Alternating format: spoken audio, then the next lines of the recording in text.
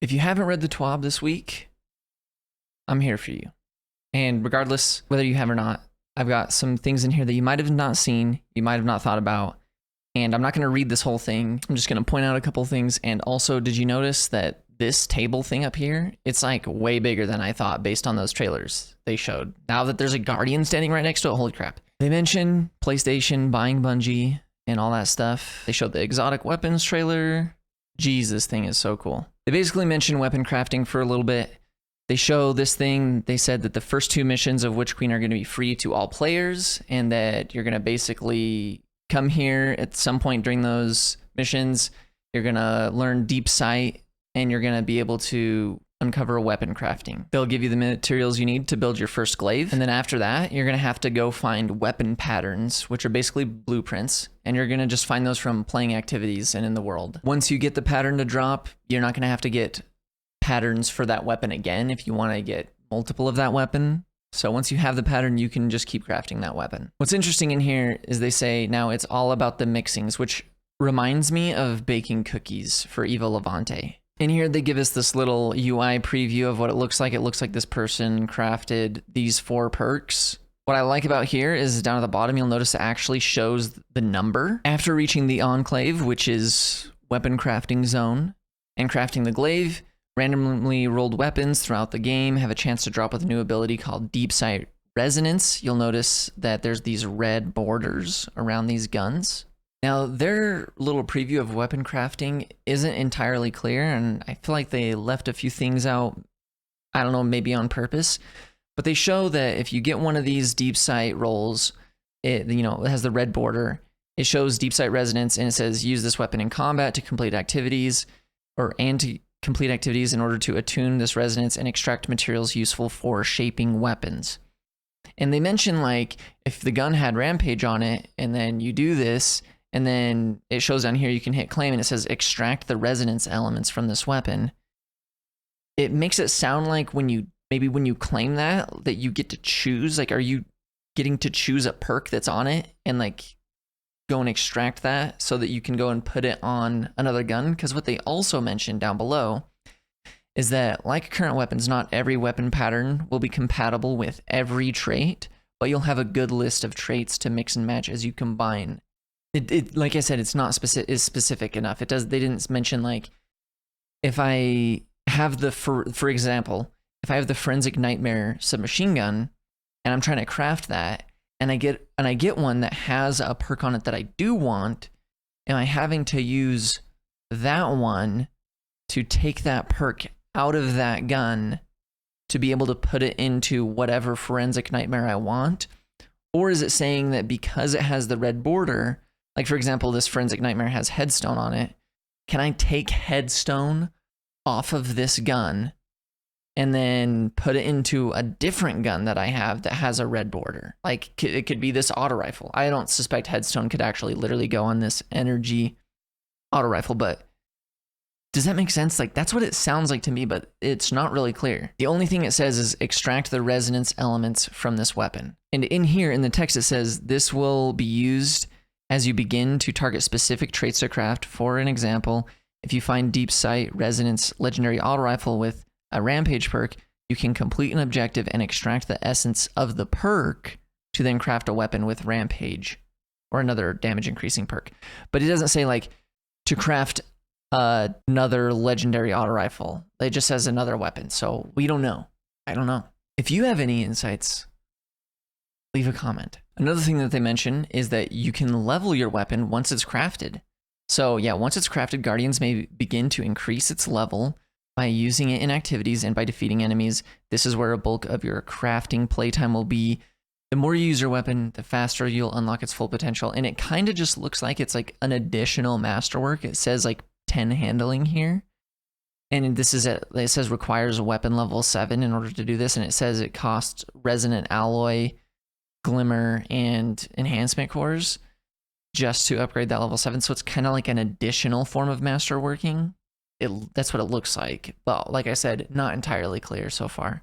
But yeah, it is definitely much more interesting than what masterworking offered in the past. So very cool. Another great thing about weapon crafting is they mentioned that it can be intimidating to make decisions about how you're going to craft it, and then in the end be like, ugh, I'm locked into this weapon now, and I really wish I could have changed something.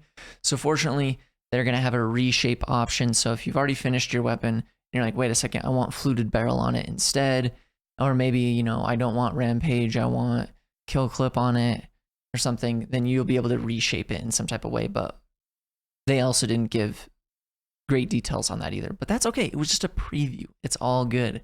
They also mention mementos, which is basically like legendary ornaments, like you could think of in a way. Basically, Trials of Osiris, Grandmaster Nightfalls, and some other ways in the game you'll be able to. They also mentioned, yeah, Gambit, Crucible, Vanguard. There'll be some weapons that have like a cosmetic type of crafting upgrade that you can do. They don't really mention any specifics, but I can just, I don't know, I can imagine, I don't know. It looks like there's a laser sight on the side. Maybe there's some type, I don't know, some type of extra geometry on the gun somewhere, I would expect. Like not, I wouldn't expect a full ornament change, but that's cool. Weapons getting cosmetic changes is very cool. And then they mention exotic crafting. Now, they only mention the 3 glaives, 3 exotic class-specific glaives, and then the Osteostriga SMG being able to do it. But what they mention is it's not going to be like Hawkmoon, and it's not going to be like Dead Man's Tell, where you can get, you know, oh, I'm going to put Vorpal on this gun. Instead, it's only going to be like the magazines, barrels, stocks, and they want to keep the exotic look and feel the same. But if you want it to be longer range or you want better handling, then you can do that. So, I mean, that's kind of neat. I think that's cool. Now for a patch note preview, but before, a little bit before that, they just mentioned pursuit weapons. So they mentioned how, yeah, we used to have pinnacle weapons and they were broken, pretty much exotics, and it took a long time to try to make those guns, but then they presented problems, and how they just do pursuit weapons now, which their goal with pursuit weapons is for them to be somewhere about a 70% god roll. And that seems about right. There's a little bit of an outlier with like Salvator's Salvo having chain reaction on it, but they mentioned that being on special weapons will be really rare, and that like Salvator's Salvo, you know, it's not able to do blinding grenades, it's not able to do auto loading, and so basically they mentioned the past year's pursuit weapons and how they had good perks on them, but there were also other weapons that came out in the same season or the season after that had other good perks too, that were similar to that, but like could actually be better guns than those. And that's true. And then they mentioned the Reckless Endangerment Pursuit Shotgun for next season that has a new Steady Hands perk where you get a massive handling boost after you get a kill, and it also comes with Snapshot. They mentioned that there are several other shotguns in the release with more sought after PvP and PvE perks. So it's just kind of like a weapon that is like a nice middle ground, really great for semi-casual gamers who they're trying to play the game, but maybe they're not like farming for rolls, you know? They get a pretty good gun and they don't have to worry about it.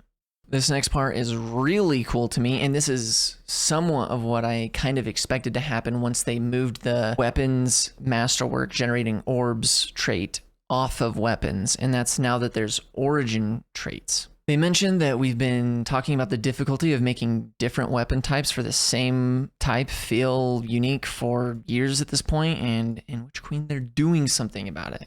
Every weapon that's new or returning in Witch Queen will have an origin trait determined by its source in a 3rd trait column, including everything returning in Trials, Iron Banner, Nightfall weapons, but they will only be on new drops of the weapon. Now, I've already heard some people getting upset because they're like, oh my gosh, my god rolls aren't god rolls anymore. And it's like, the reality is your Snapshot, Opening Shot, Eye of Soul a crappy gun now just because there's a 3rd trait in some of these, in future weapons? No, it's still a good gun. Is your Dire Promise with Opening Shot and Rangefinder a crappy gun now? Absolutely not. They're still god rolls. It's okay. Relax. These traits vary in effect, but the general guideline is to either have a high uptime with medium power effects or a low uptime with high power effects. There are 14 origin traits total shipping in Witch Queen, and they expect to ship 3 new ones each season after season 16. For example, one for season 17, one for a raid or a dungeon, and one for a seasonal event until they have one for each event, which is really cool. Now, hopefully you made it this far in the video because this is one of the things that I found that is really interesting. They say when we refresh old weapons from a given source, for example, an existing raid or old pool of seasonal weapons, they may create a new origin trait at the same time. Now, this is what's interesting. They said an existing raid. When they refresh old weapons from an existing raid, they're not talking about like a Destiny 1 raid that they're bringing here. They're talking about Garden of Salvation, Last Wish, Deepstone Crypt, Vault of Glass. Now, this doesn't sound like this refresh of existing raid weapon would be happening this coming season in Witch Queen, but possibly in Season 17. But it would be really cool if Last Wish and Garden of Salvation got a raid loot refresh. Just even if it was just on perks, like all the same guns, but just a perk refresh, that would be pretty dang cool. I mean, and they also mention a pool of seasonal weapons. So it could have been the leafy ones from Season of the Undying a long time ago, or it could be Saint 14 weapons. But they will come with a new origin trait, which I'm very excited about. They give some examples here. The Trials of Osiris 1 will be able to give you plus 20 reload, plus 20 stability, plus 10 aim assist, plus 10 range when you are solo or the last member of your fire team. And by solo, they mean like that includes Lost Sectors and Rumble. I don't believe that will count just open world. Hopefully it will count doing like Legend and Master strikes by yourself. But I mean, hopefully they thought about that. The Nightfall perk, Stunning Recovery. Stunning a champion partially refills your magazine and triggers health regeneration and improves recovery for a short duration. It says it improves recovery by 40, but I mean, almost everybody's running high recovery, especially if they're playing like serious strikes. They probably have plus 40. The plus 40 recovery is not going to do almost anything, but 60 health instantly is pretty good. So that's cool. The Crucible one is interesting. You get increased reload speed when you're out of combat for 4 seconds, which 4 seconds isn't like a ton of time. So it's actually going to be pretty good, pretty high reload stat. The other Vanguard one is going to be you get 7 health on a kill with final blows of a weapon. Super tiny, but I mean, those strikes are pretty chill and easy anyway. So I mean, you're just going to be invincible in strikes, I guess. And they said anytime it makes sense due to the activity source, a weapon could have multiple origin traits, but it'll be selectable, like how we've had some double perked weapons in this past year. So like Nightfall weapons will have the Nightfall and Vanguard traits, Trials will have Trials and Crucible, and the Pursuit weapons will have all 3, Gambit, Vanguard, and Crucible. Next, they mentioned that in Season 16, they're replacing the old world loot pool with 12 new weapons in the style of Destiny 2 Year 1 Foundry weapon sets. So 3 for Suros, 3 for Amalon, 3 for Hake, 3 for Weist. Plus, there will be 1 Foundry weapon each for Vanguard, Gambit, and Crucible. So that's these 3 down here. Now, that's not a lot of weapons. That's 15 total weapons, but that's fine, honestly, in my opinion. Right now in Destiny, the gunsmith has like 50 weapons. Like you could, in any legendary engram could just be something you haven't even seen in months because the pool has been so large. So they're literally full on replacing. Now what that means is like anything that you've been hunting or you wanted, like it's gone because they're replacing it. They're replacing it. That's what it says. So hopefully you got the guns you want already. Not that you should be too upset because all these future ones are going to have that third perk, and it'll be pretty cool. These also look pretty neat. I like these Suros ones and this Hake Pulse looking gun. Very nice. They mentioned the Foundry traits. Suro's Synergy reloading grants this weapon bonus handling and reduces incoming flinch for a short time. So you get plus 40 handling, plus 20% flinch resistance, so kind of like a mini no distractions, mini snapshot after reloading. Hawkeye breach armaments, the weapon deals bonus damage to turrets, vehicles, structures, and the turrets also count stasis turrets and stasis crystals. Omolon fluid dynamics, this weapon has increased reload speed and stability at the top half of the magazine.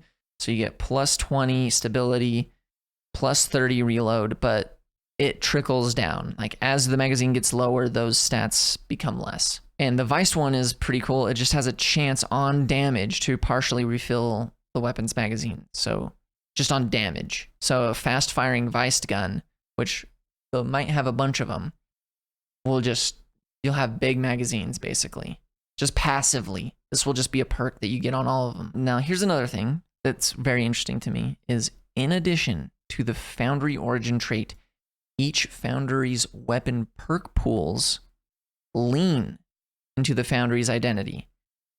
Big damage for Hawkeye, consistency for Suros, ability tie-ins and weird stuff for Omolon, and then never stop firing for Viced. So you'll probably get other traits that are similar to that. Like for example, for Viced, Subsistence will probably be in a bunch of the Viced ones. You'll probably have Wellspring in Omolon. You'll probably have dynamic sway reduction and stuff in the Suros ones, and you'll probably have the kill clips and rampages in Hawkeye. That's what it sounds like. Now, they mentioned that Foundry weapons that drop from a source outside of the world loot pool can switch between the Foundry trait and the Sources trait. Not that that would be common, typically, is what they're saying. So, for example, this is a Hawkeye Gambit auto rifle. So you're probably going to get it in Gambit. So it's a Hawkeye Foundry trait and a Gambit origin trait.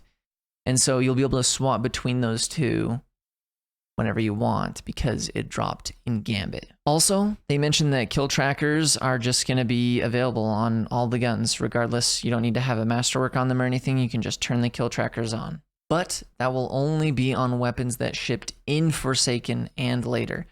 Exotic weapons prior to Forsaken will be updated in later releases.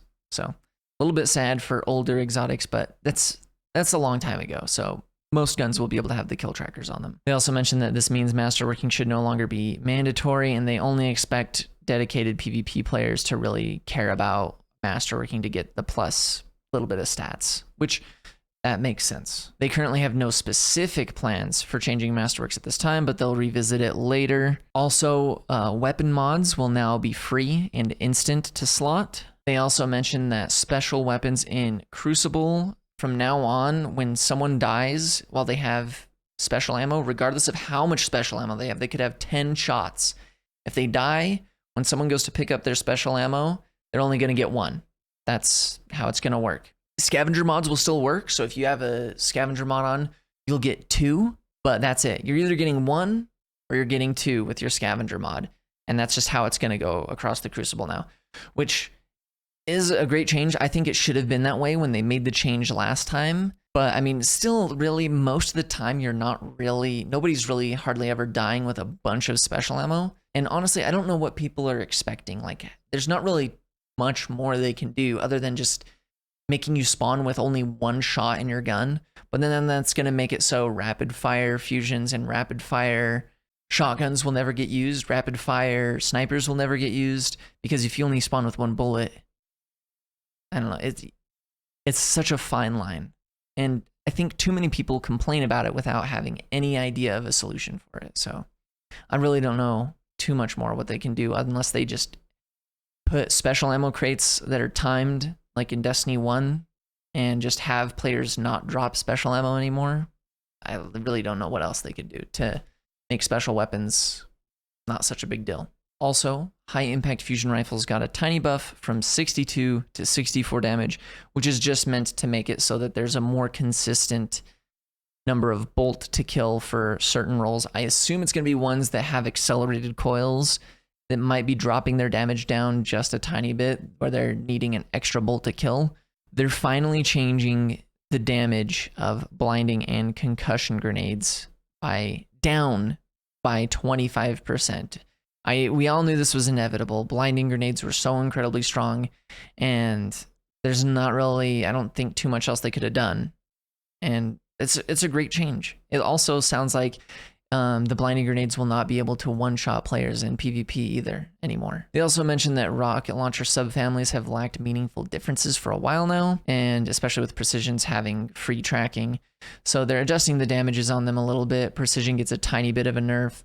High impact stays the same, and then the other ones both go up by 5%. So nothing extreme, but hey, that's a good change. Rockets, the differences between rocket choices were really tiny. They're also changing sniper rifle aim assist finally again. Over a year ago, they changed it so that the super low ones get very little aim assist, and the super high zoom ones get a bunch of aim assist.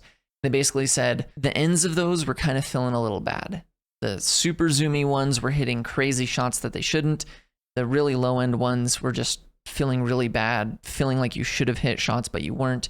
So they're bringing those in a bit, increased by about 25% on the low zoom and a reduction of about 9% on the high zoom ones. Oh man, these next parts are so good. Pulse rifles are getting a buff by 10% to minors in PvE. And on top of this, just all exotic primary weapons and trace rifles, they're getting a 40% buff against minors. You really got to pay attention. That's really exciting, but you have to notice that. Minors. I was literally going to make a video about Hawkmoon after this until I read this again and realized this says minors. Because I was like, holy crap, Hawkmoon in PvE, 40% buff, that'll be insane. But yeah, if you're going to shoot your last Hawkmoon shot at a minor and do 1 million damage to them, sure.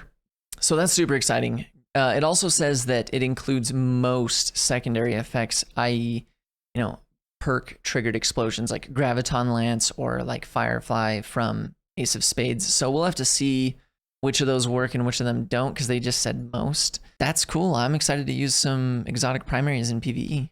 Probably especially in Masters and Grandmasters. They'll feel really good, I think. Now, Chaperone and Duality are both getting their passive range buff reduced from 2 meters to 0.5 meter for Chaperone and 1.25 meters to 0.5 meter on Duality. And this is just a passive range buff because, like, I don't know if you know, but like those guns have like max range on them, but they still basically ignore the rules of other slug shotguns that have that much range. They just have more range inherently because they're Chaperone and because they're Duality. So a little bit of a nerf on there. That's pretty cool. They also changed the on Black Wings damage buff to no longer clear on reload for the Duality, which is really cool. This next change is pretty crazy. Pretty excited about it, but they're basically making it so that Teraba's perk, you know how you take damage and then you can activate Ravenous Beast? Well, now they're making it so when you swap your weapon, it reduces your perk progress by half instead of just completely deleting it. So you can take a bunch of damage on your self while you're carrying Teraba and then switch to your shotgun or sniper quickly to do whatever you needed to do, and then you can switch back to Teraba and not have all of your progress wiped on it. So that's pretty neat. I think that's great. They also increased Ravenous Beast duration increases for damaging a player slightly. So they were just mentioning in PvP, sometimes it felt like when you were damaging a player, it really wasn't increasing the timer. So it's just gonna increase it just a little bit more. The Ruinous Effigy trace rifle, it got a big nerf in Beyond Light on the transmutation sphere, and so they're rolling that back a little bit, but not the normal melee punches, basically. So they've increased the damage dealt by guarding with the transmutation sphere by 66%, 30% against players, and then the transmutation sphere multi-kills now count for orb generation armor mods. We don't know what those mods look like yet, but it looks like it'll count. Lumina's stats just don't compare with other 140 RPM adaptive hand cannons, and its usage reflects that. So they're updating it alongside of some other legendary hand cannons that also used to be 150 RPM, and it says see below. So it's increasing the range stat from 44 to 59, stability from 46 to 56, and they said, sorry Thorn fans, Thorn's already insane, because Thorn does not need that buff. It's going to be okay. They basically had to rework Agerceptor's bonus perk after you've masterworked it, where you consume your super because it had super regeneration scalars on it, and they changed how super regeneration works. And so they just reworked it a little bit. They said, it should be good. Dead Man's Tell, they're reducing the hip fire rate of fire from 150 to 130. This is just about the only other nerf that I feel like Dead Man's Tell could have had without putting it back in the dumpster. Lawrence Driver and Arbalist are now going to receive increased flinch. So that's really good. I think that's great. And the Forerunner's ammo economy was fairly conservative when they shipped the 30th anniversary. So now you're going to be able to go from just getting 2 ammo or 3 ammo to a brick to getting 4 to 5 ammo with a scavenger mod. So that's good because the Forerunner's really not that insane. So very cool. All right, here's some crazy stuff and some interesting stuff that you might be able to read between some lines with. They adjust some legendary weapons here. They mentioned that there have been some legendary weapons that had some out-of-band stats, and that was fine when there was going to be sunsetting, but then that got taken away. And so they also mentioned that when they, smushed the rate of fires of the 150s down to be 140s for hand cannons, that there's just certain things that were out of hand. The band for a legendary 140 RPM hand cannon aim assist ends at 84, and this extreme should be for a hand cannon from a pinnacle activity like a raid or trials. Now what's crazy is they're actually adjusting specific legendary guns. And I don't know if they've ever done this before, but Dire Promise is getting +4 range, +3 stability, but -4 aim assist. Waking Vigil is getting +6 range, +5 stability, -3 aim assist. Jack Queen King is getting +3 range, +3 stability, -8 aim assist. And Spare Rations is getting +4 range, +4 stability, and -9 aim assist. What's really interesting about this is that, I don't know, does this mean that they might be reissuing Jack Queen King and Spare Rations? That would be pretty crazy, especially the Spare Rations. But oh man, I love Jack Queen King 3. If they did that, that would be super exciting to me personally. But it just seems interesting that they would adjust these. I don't know about you, but I don't really ever get killed by Jack Queen King 3 or Spare Rations in the Crucible, like almost ever. And so it's interesting that they would make these adjustments if they're not coming back soon. They're nerfing Fellwinter's Lie in its intrinsic perk. So it seems like they're making shop package basically not do anything now. That's what it seems like, because they're making it have +15% spread angle. So, I mean, it's been out for like 2 years almost, Fellwinter's Lie. So I'm very happy with that change. Looks great. Now this thing is, I don't know why I didn't see this coming, but most of Aikilos SMG's stats are wildly out of band for an aggressive SMG. Literally true. It has so many more stats than any other aggressive SMG, but it did suffer from having a low zoom compared to other popular options. And so they're actually giving it +1 zoom, and then -5 range, -5 stability, -8 handling, -5 aim assist. Typically, we don't adjust base stats on specific weapons at all post-ship, so we don't intend to do this regularly. Super crazy. This has never happened before. With perks, they're making it so the hip fire grip is a little bit better. They're making it increase the damage fall-off start and end distance by 20%, except on shotguns, snipers, and fusion rifles. Adagio felt like it changed the weapon's subfamily to the next lowest rate of fire, but worse. And so they're increasing the duration from 5 to 7 seconds, and they're increasing the damage bonus from 25 to 30%, except on bows and fusion rifles. And it also now adds +10 to the range when it's active. They also put a timer on the side of the screen, which is nice. I like timers on the side of the screen.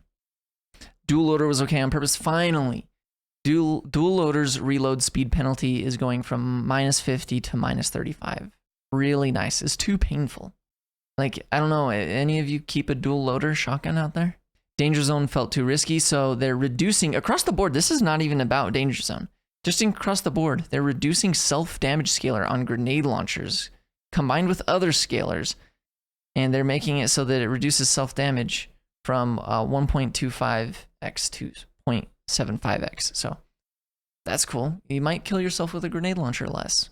Tap the Trigger is the meta-breaking perk on a particular fusion rifle. They're talking about Xur's Ingredient. They actually mentioned that they stopped shipping fusion rifles with this perk because it was so good, but then Xur sold it a few times. And so now they're like, oh gosh, well, let's change it. And then now Tap the Trigger will appear in future fusion rifles, but they reduced the stability bonus from +40 to +10.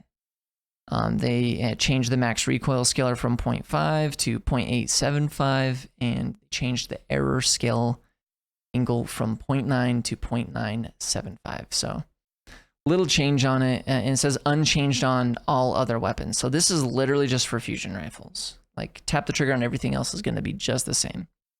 They mentioned that Headseeker didn't work as intended on aggressive burst pulse rifles, and they did mention we will be getting some aggressive burst pulse rifles in the future, but one in this season in particular, but it's not even going to have Headseeker on it, but Sacred Providence has it on it. They're adjusting the duration from 0.17 to 0.3. Now they're going to get everybody upset here because they're going to adjust Eager Edge because it's just crazy, but they want it to still be fun, so they're just reducing the lunge distance benefit while airborne by 25%, and they're also making a max velocity, which makes sense. I think they probably just could have done the max velocity because that's the craziest thing, is some of the speeds people can get. If they just can shut that down to a certain speed, then it's not insane, but it's still like across the board super fun and really cool. And then they just mention there's just 4 perks that they've stopped using because they were just pretty bad, basically. Bottomless Grief and Celerity, Underdog, Shield Disorient, and Air Assault, though Air Assault might get a redesign in a future season, which, if Air Assault basically came with all of Air Assault, but also it was basically like a built-in Icarus grip, I could see that being pretty sick. Now, not next season, but the season after, they have some PvP-focused weapon changes, including new ways for players to build for flinch resistance, balance tuning for primary weapons, looking at lightweight pulses in particular, special weapon tuning, snapshot filling mandatory on sniper rifles, other PvP special ammo economy changes if needed, adjusting how zoom outliers, both low and high, affect the performance of weapons. They're talking kind of about like submachine guns. Like if a submachine gun has 13 zoom versus 17 zoom, like that for some reason just matters more than any other perk on the gun. And it seems like they don't want that to be, so they're probably going to smush those benefits in so that weapons are just better. And also adjusting several much requested exotics along with legendary perks. Jeez. Also, if you didn't know, there's some weapons cycling out. Igneous Hammer, Soul of Scar, they're no longer going to be in Trials of Osiris. In Nightfalls, the Swarm, Shadow Price, Azumi, Hung Jury, those are all going away. In Iron Banner, RIP, Multi-Mock, it's not going to be here anymore. Time Worn Spire, Guiding Sight, Scout Rifle, and then the Steady Hand. Other than that, they have some sweet art. You know how it goes. Also, a literal RIP to Seraphim Crypto, one of their German community volunteers. They recently passed away. Super sad there. We hope you're able to rest well. Alright, so the biggest things to keep in mind in this video are that there's only going to be 15 world drop weapons to start. Weapon crafting looks great, but we also don't have all of the details, and they didn't really clearly explain a little of the in-between steps of exactly what's going on with it. Spare Rations and JQK3 might be coming back, and some of the raids that we have in the game already today might be getting their perk pools updated. Not in Witch Queen, but maybe the next season. Thanks for being here.